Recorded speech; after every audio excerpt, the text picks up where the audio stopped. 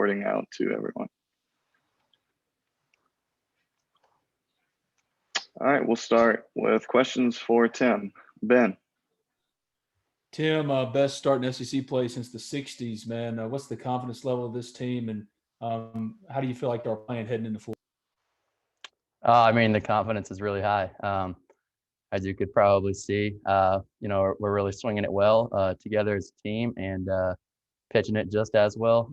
It's really great to have Doug back as well. Came back firing this past weekend. One of the best I've seen him pitch since he's been here. And, we're just rolling, got a lot of confidence and just trusting each other.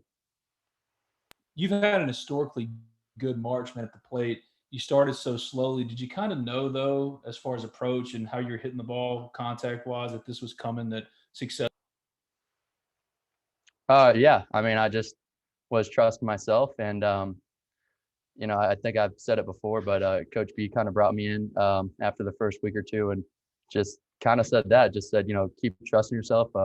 We all believe in you and keep doing your thing and, be a good leader for the other guys and just try to kind of focus on that and, have some confidence in myself. And, it's really helped me. Nick. Tim, Mike has said so many times that he always saw you hit like this in the falls and in the summer leagues. What has it meant to you to finally be able to put it together in a spring and kind of help lead this team from the middle of the lineup? Oh, it's felt awesome. I've been here for a couple of years and, I really love this school and I'm really happy to be helping us win some games. And, it's really fun to have other guys around me that are hitting just as well, Kevin Graham and Peyton and all these other guys that, even if I can't do it, they're going to pick me up. 1 through 9, I think we're the most dangerous lineup in the league. Bit of a homecoming for you this weekend and a lot of Florida guys on this team. Just how exciting is it for you to get to play in Gainesville? Oh, it's going to be fun. I've been waiting for it. I was excited last year to be able to go down to Florida and, have a lot of my family there and, play at Florida. But, I'm super excited to get back home. Parrish. Hey, Tim, you guys obviously have put 2 sweeps together. Florida is coming off being swept. Think about this, if you would, from the Florida perspective. If you have been swept, how difficult is it for you as a player the following weekend not to press, not to be over anxious, but to just kind of let things come to you? I think losing like that happens. I mean, it's the SEC. It's the best conference in the country, and Florida's a good team. So I don't think that they're going to be pressing that much. I think that they're just going to kind of wipe that out of their memory, kind of like we would, and just move forward and play how they can play. So we got to be ready to go down there. Thank you. Chris. Tim, personally, can you talk about the transition from third to first? It hasn't really been that much of a thing that's gone through my mind. Played a lot of first growing up, played some first last year and summer ball and everything like that. So I'm really comfortable over there. I think playing on either corner, pretty similar. It's just, instead of throwing across the diamond, now I could just field it and toss to the pitcher. So it's been a pretty easy transition. Thanks. Any more questions for Tim? All right, Tim. Thank you. Thank you, guys.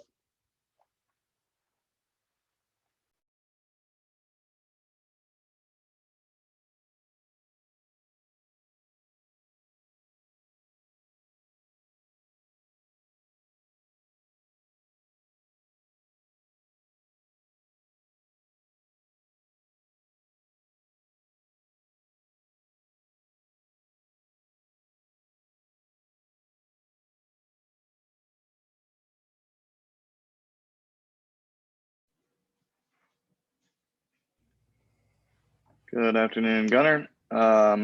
Parrish, you want to start us off? Parrish, you're on mute. Yeah, I thought you unmuted me there, Davis. I was counting on you.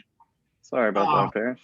Gunnar, now that we're everybody's square on the mutes here, look back to 2018 with me, if you would. Just what went into your decision to not sign with the Pirates? How tempting was that? And what do you think of that decision now?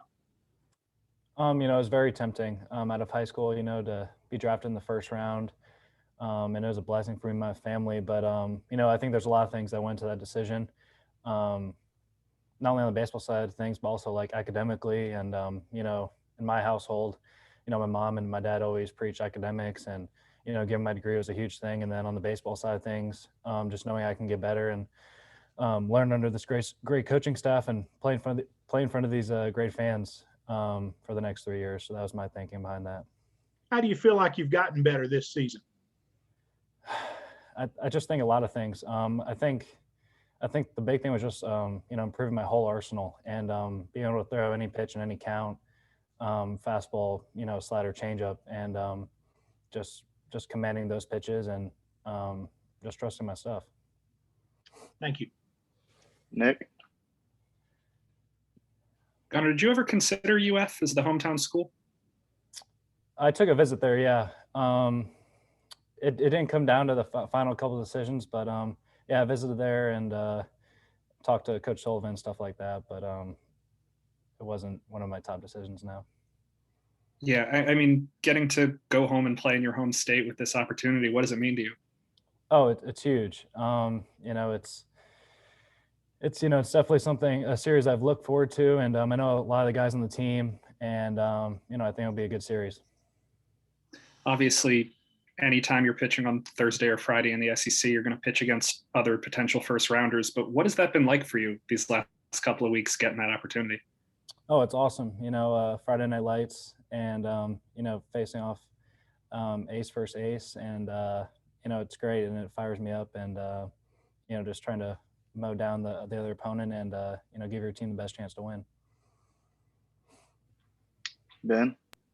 Have you noticed, Gunnar, a different level of play as far as you getting that 1-0 pitchers duel against Auburn last week against Alabama, runs were at a premium while you were in there? Do you get a different sense of being that first guy out in terms of the quality of play and the quality of the game?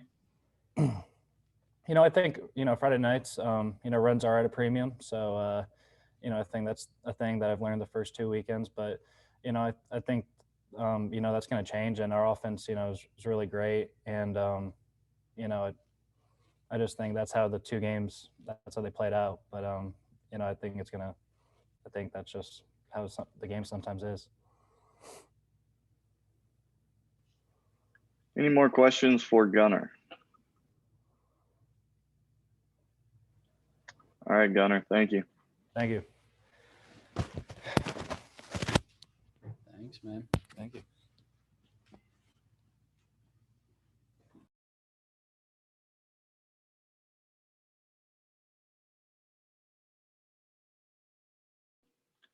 While we get Coach situated, just one more reminder. If you're not currently on the email list and you want to receive recordings, just throw your email in the chat and we'll get it to you. On that note, questions for Coach. Ben? Mike, kind of starting on an injury note, you mentioned Trey LaFleur a couple weeks back having mono. Just where is he right now and as far as getting better? I think he has. I think it's next week sometime. I mean, he's still. He was able to.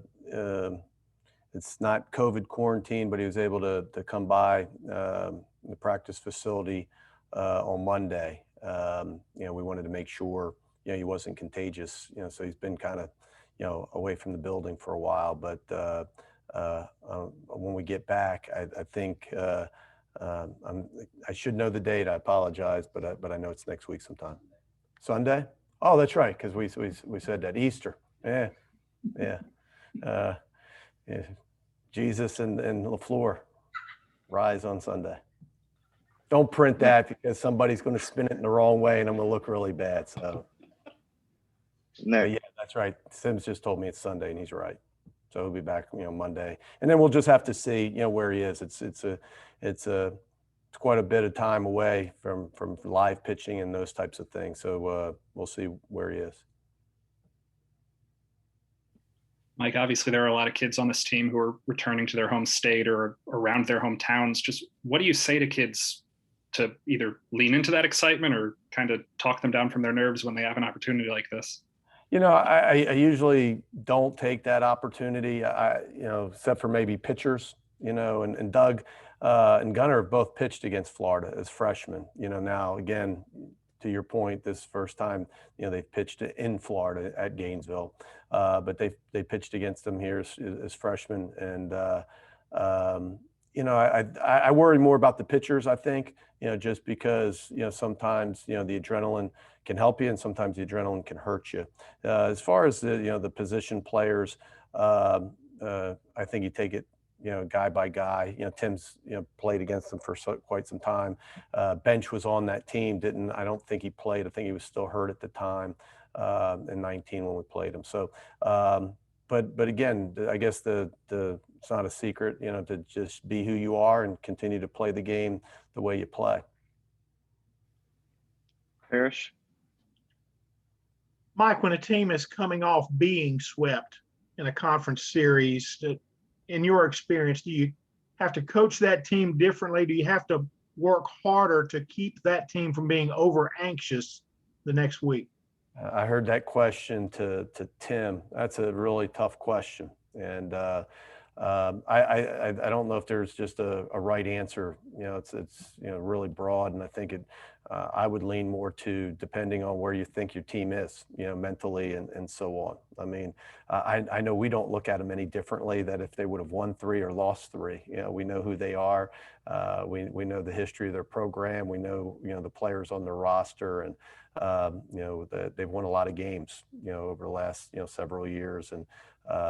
And so I don't know what, Coach O'Sullivan, that's really up to him. As far as me, that my answer would be just depends on where my team is at that point.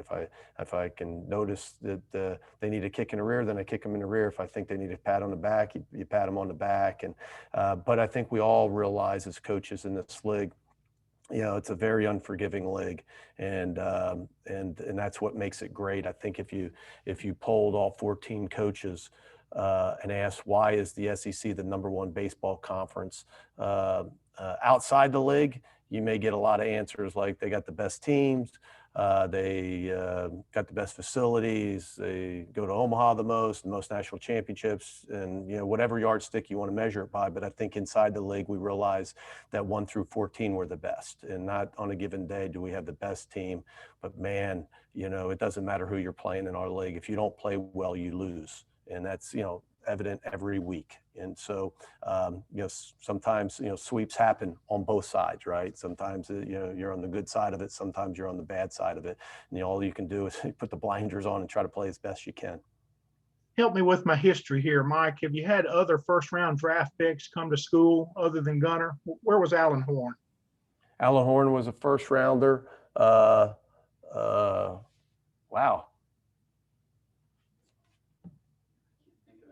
I can't, not sure. We had a handful that would have fallen out of the first round or would have turned down, second round money, but got, pushed down, like Rollison turned down money in the second round, and or maybe even the sandwich, picks, before the second round. So, I think Alan Horn might be the only one. What do you see in those guys when they're trying to make those decisions? What is their struggle? Probably what you would imagine. I mean, I think when you look at it, it's the biggest decision of their life. To that point, you're talking, millions of dollars, and so. Do I go to school now? Or do I turn down this money? Is this a mistake? Is this going to make me better? Am I going to regret this? I'm sure there's a ton of emotions, and not just for the player, but for moms and dads. I mean, can you imagine if you're a mom and dad trying to help, your 17 or 18-year-old son get through this, and, to tell him it's all right to turn down $2 million. I mean, I don't know. That's a pretty big decision. I don't know how many moms and dads would say, I want that burden on me. Right. And so I think it's the whole family. But one of the things that allows kids to go to school, I think, are a couple things. One, is confidence, and the confidence in their ability, that this is not the end all be all, that, I'm missing out on an opportunity. I mean, I'm going to go there, I'm going to improve, I'm going to get better. And, and not necessarily are you doing it to improve your stock. I think that's part of it. But I think the other part is that you want this opportunity. You want this opportunity to play college baseball. It's a neat thing. It's maybe the last real team that you'll ever be a part of, right? And what I mean by that, and we say this to the kids, is, it's more important that the team wins than how you perform on the field. In professional baseball, that's not true. It's more important how you perform on the field, or you're not employed very long, right? And so, at the end of the day, it's more important, for our guys, how our team does. And that's pretty cool and pretty neat. And that's how they grew up playing sports their whole life. Everybody wants to do well. Everybody wants to go 4 for 4, but they'll take 0 for 4 and win, right? You can't do that in professional baseball. That's why nobody knows who came in second place in the Florida State League, right? Or the Texas League, or whatever minor league. I mean, nobody really knows. I mean, you watch ESPN now, all they talk about is contracts. They don't talk about the first place teams as much. And so there's a realization. I'm not saying that's bad, but that's real. And the other part is, the importance of that experience and that education. And one of the cool things is, Gunner's going to get to have his cake and eat it too, because he graduated last May. He graduated in 2 years, so he's already got his degree. And so it's a pretty neat, story. Thank you. Mm-hmm. Chris? Mike, just what's the message you tell the guys as y'all go to Gainesville and everything? Because, it's a tough place to play at. Yeah. Well, I think the message is the same wherever we go, because they're all tough to play at. I'm not trying to take anything about University of Florida. And I think we're all looking forward to, seeing the new stadium. We've seen it on television, and, I know they've worked really hard on it, and certainly a program that deserves, a stadium like that. With all their success. But, what we talk about a lot of times is, and I know it's boring coaches speak, but it's the best answer I have is, to put the blinders on and just play the game. Don't get caught up in all the other stuff. That's for you guys to write about. Our thing that I mention a lot is about the boring old habits, the fundamentals, and being able to play the game the right way. If you do that, you have a lot more fun at the end of the game, when the game's over. If you get caught up in all the other stuff, that's when, the game gets, more difficult than it already is. The game's already really hard, to make it, to start to worry about things that, don't matter and you don't control, I think, is really, a recipe for disaster. Nick? Mike, how did Doug's chest respond after last week's outing? Anything lingering, or is he 100%? Tremendous. Hasn't felt it a bit. So, we're, super, excited and thankful for that. He threw a bullpen yesterday, and I walked by him, this morning walking into the building, and I forgot to ask him, it didn't hurt him obviously during the pen. And so he went into the locker room, came out, and then started to go do some treatment in the training room. I said, man, I feel stupid, but I didn't even ask you about your chest. How you doing? He goes, don't even feel it. So it's all good news. He feels really good. And of course had, really good outing, and felt, as good as you can feel, I think, coming out of an outing. Ben? Mike, for the first month, there was so much mixing and matching with the lineup. Now with TJ in center field, SEC Player of the Week, Peyton back, do you kind of feel like you've got your mix of guys that you're rolling with for a little while? That I don't. I mean, it is what it is right now. But I think the lineup, as I've said from the very beginning, and I don't know if it was you, but somebody asked that early on. I think the lineup's fluid, and it's just because of that. I mean, there's sometimes guys are hitting, some guys I think are better matchups. The core of your guys, obviously, with Elko in the center, Chatagnier somewhere at the top. But I mean, you say that, but with Chatagnier batted first and second, kind of going back and forth, and we're still trying to figure that out a little bit. Graham and Elko seem to stay in the middle with Dunhurst.